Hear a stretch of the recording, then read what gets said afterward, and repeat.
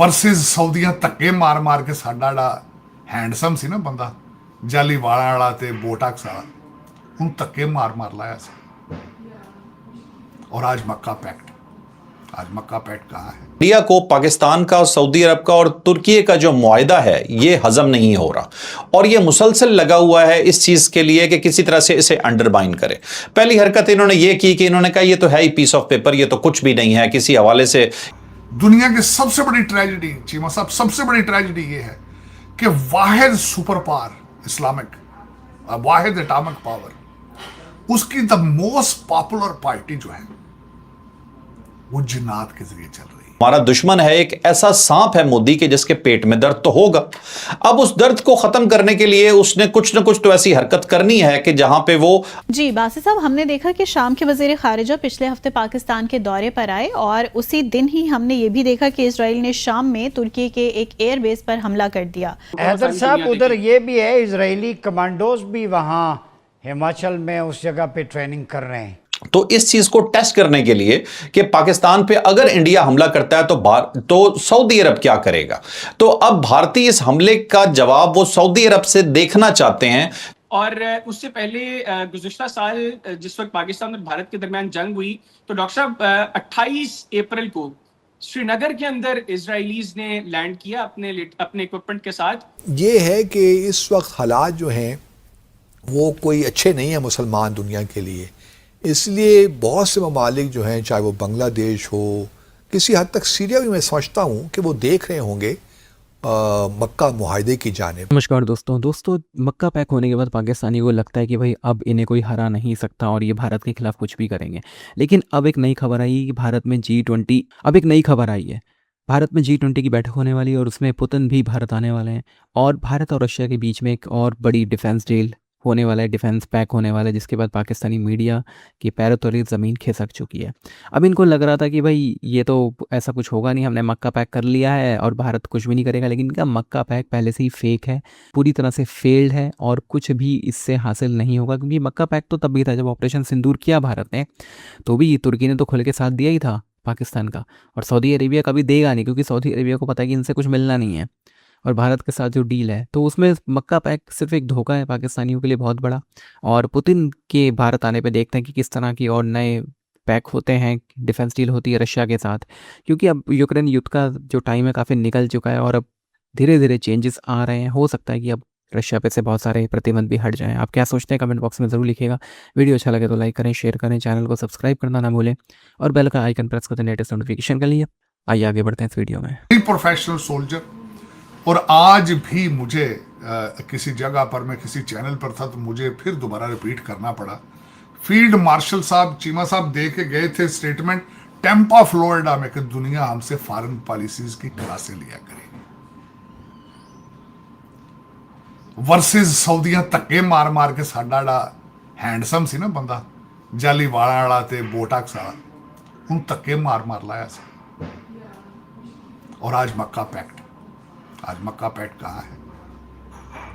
दुनिया की सबसे बड़ी ट्रेजेडी चीमा साहब, सबसे बड़ी ट्रेजेडी ये है कि वाहिद सुपर पावर इस्लामिक, वाहिद एटॉमिक पावर, उसकी द मोस्ट पॉपुलर पार्टी जो है वो जिन्नात के जरिए चल रही है। वो जिन्नात के जरिए चल रही है। उसको चलाने वाली कौन है? पिंकी पीरनी है, जो 5 बच्चों को अबेंडन करके आई है। चीमा साहब, सबसे छोटी बच्ची 8 साल की ज़हनी मरीज बन चुकी है। तू अपनी धी दी नहीं थे, तू पाकिस्तान का कितों बना लेना कुछ। 3 चीफ मिनिस्टर उसने अपॉइंट किए, 3। वो दुनिया को पता है। यहाँ चंद बीमार डॉक्टर है वो भी रो रहे हैं, उथे बच्चे, अमीर लोगों के, जो करप्ट लोगों के जो बच्चे हैं बिगड़े, चीमा साहब उनकी हालत हुई, रोनते हैं, हाय मुर्शिद, हाय मुर्शिद। अब रिसेंट उस पर बात बहुत ज़रूरी है, जो इस वक्त पाकिस्तान के अंदर हालात हैं। सूबों के हवाले से बात करना चाहूँगा कि सूबे इंपॉर्टेंट कितना है, वो क्या सिलसिला चल रहा है, और जो एक सियासी केयास मौजूद है उसको भी डिस्कस करेंगे। लेकिन पहली बात करेंगे मुर्शिद पाक की और हमारी जुडिशल एक्टिविज्म, उसकी बात करेंगे। जो हमारी जजियाँ जो पीटीआई के यहाँ मौजूद बैठी हैं, उनके भी बारे में बात करेंगे। मैं जज नहीं कहता, ए फीमेल जजियाँ, इन जजियों ने क्या किया है, कहते अल शफा ले जाओ। वो यार तुसी यार यू आर जुडिशल ऑफिसर्स, एक प्राइवेट हॉस्पिटल में एक कैदी को किस तरह ले जाया जा सकता है जिसको अदालत ने सजा दी है और वो सरकारी जेल में है, कहते शफा ले जाओ। जिस तरह उन्हें एक इसकी जजियों ने क्या सी, इसको मेरी मर्सिडीज में लाओ और इसको पिछली एंट्रेंस से लाओ और उससे कहा गुड टू सी यू, मेरी मदर इन लॉ आपको बहुत याद करती है। हालात जजी वो जी एक जजी ने कहता किसी ने, कहने अल शफा ले जाए, फौरन कहते मेरा नाम ले उनको, अस्सलाम वालेकुम। चीमा साहब उठे, वो गया लैके उन्हें शफा का डॉक्टर तो बुला लिया उथे, ते डॉक्टर भैन सक्की जी आप डॉक्टर है वो बोर्ड शामिल है, उन्हें बाहर निकल के क्या होता ब्लड प्रैशर 120/80 होता ब्लड प्रैशर, मैं आप किया मैनुअल भी किया दूजा भी किया 120/180। उन्हें क्या सारी दिहाड़ी बटेरे खांदा देसी कुकड़ 1300 बैठका मारदा, होरे चो की लेना जे, ते बाबा 75 साल का। ਉਹਦੀ ਭੈਣ ਨੇ ਕਿਹਾ, ਉਹਦੀ ਸੱਕੀ ਭੈਣ ਨੇ ਕਿਹਾ, ਉਹਨੇ ਕਿਹਾ 300 ਬੈਠਕਾਂ ਰੋਜ਼ ਮਾਰਦਾ, ਚੀਆ ਸੀਡ ਬੀਟ ਰੂਟ ਸਾਰੇ ਵਾਰਦਾਤਾਂ ਅੰਦਰ ਕਰਦਾ। ਮਾਲਸ਼ੀਏ 2 ਦਿੱਤੇ ਨੇ, 2 ਮਾਲਸ਼ੀਏ ਨੇ ਉਹਦੇ ਕੁਛ ਮਾਸਾ, ਹੋਰ ਪਤਾ ਨਹੀਂ ਕੌਮ ਇਹਦੇ ਤੋਂ ਕੀ ਲੈਣਾ ਚਾਹੁੰਦੀ, ਕੁਸ਼ਤੀ ਕਰਾਣੀ ਜੇ ਦੇਖੋ ਹੈ। ਇਹ ਭੋਲੂ ਭਲਵਾਨ ਹੈ, ਕੀ ਕਰਨਾ, 75 ਸਾਲ ਦਾ ਬਾਬਾ ਹੈ ਯਾਰ। ਜੇ ਸਿਰ ਤੋਂ 4 ਵਾਰ ਉਹਦੇ ਝੜ ਗਏ ਨੇ, ਬੋਟਾਕਸ ਨਹੀਂ ਲੱਗੇ ਉਹਨੂੰ 2 ਸਾਲ 1.5 2 ਸਾਲ, ਤੇ ਰੱਬ ਦਾ ਵਾਸਤਾ ਜਦੋਂ ਰਹਿਣ ਦਿਓ, ਇੰਜੋਇੰਗ ਲਾਈਫ। ਅੰਦਰ ਨਾਲ ਮੈਡਮ ਪਿੰਕੀ ਪੀਰ ਨੇ ਹਰ ਹਫਤੇ ਮਿਲਦੀ हो रहे वो तो चल। उसने कहा चीमा साहब, उसने कहा भरा मेरा बिल्कुल ठीक ठाक है और हमें डॉक्टरों की कोई जरूरत। किसी ने अगले दिन पूछा, उसने कहा इसको अस्पताल क्यों लेके जा रहे हो भाई? उसने कहा जी इसको बीमार करने के लिए अस्पताल लेके जा रहे हैं, वैसे वो सेहतमंद है। लेकिन चीमा साहब उसमें अब क्या हुआ है, गई अंदर ना।